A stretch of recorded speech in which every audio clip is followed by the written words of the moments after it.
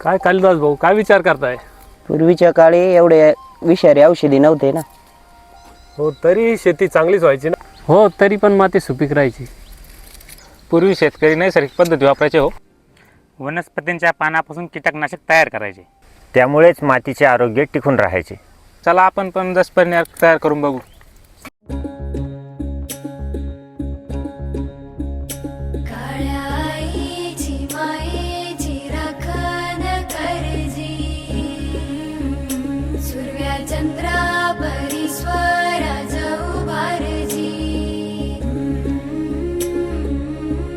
दशपर्णी अर्कामध्ये 10 प्रकारचे पानं असतात, ज्यामध्ये कडवटपणा असतो, त्यामुळे त्याला बकरी खात नाही.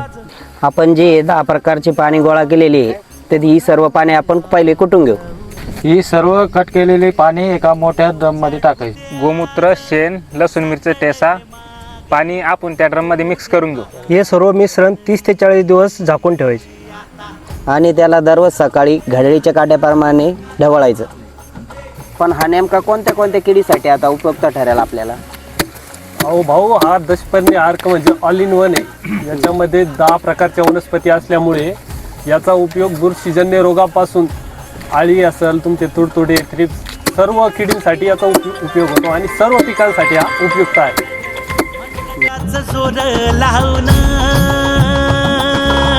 दाटला जरी अंधार एकजूट हो आज दिवा देऊ तेज धावर. युवा स्मार्ट शेतकरी गट, रघुनाथपुरवाडी, तालुका वैजापूर, जिल्हा छत्रपती संभाजीनगर.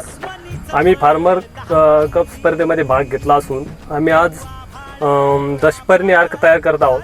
तर माझ्या हातामध्ये आहे हा 5 किलो कडुनिंबाचा पाला. तर यामध्ये आहे ॲझॅडिॲक्टिन नावाचा घटक आहे, जो आळींचे अंडे असेल किंवा सूक्ष्म अंडे असतील त्याचा नाश करतो. 2 किलो रुईचा पाला. हे करंज आहे, याच्यामध्ये 30 ते 35% कडवट तेल आढळतं आणि सूक्ष्मकृमींचा नाश करते. बुरशीजन्य रोगासाठी हा निरगुडीचा पाला 2 किलो. पपईमध्ये पेपेन नावाचा घटक असतो आणि किडीच्या नाशासाठी तो उपयोग असतो. 2 किलो प्लस घाणेरीचा पाला 2 किलो. 2 किलो गुळवेल. 2 किलो बेशरम. गावरान गाईचे 2 किलो शेण. लसूण आणि मिरचीची पेस्ट.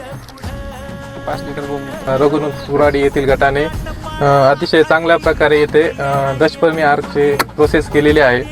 यामध्ये 10 प्रकारच्या वनस्पतींचा वापर केलेला आहे आणि हे आपण 1 महिनाभर आता याची सावलीत ठेवून ढवळणार आहे आणि 1 महिन्यानंतर वस्त्रगाळ करून याची आपण तूर पिकासाठी वापर करणार आहे. एकाच शेती घट शेती, एकाच शेती घट शेती करूया आपण.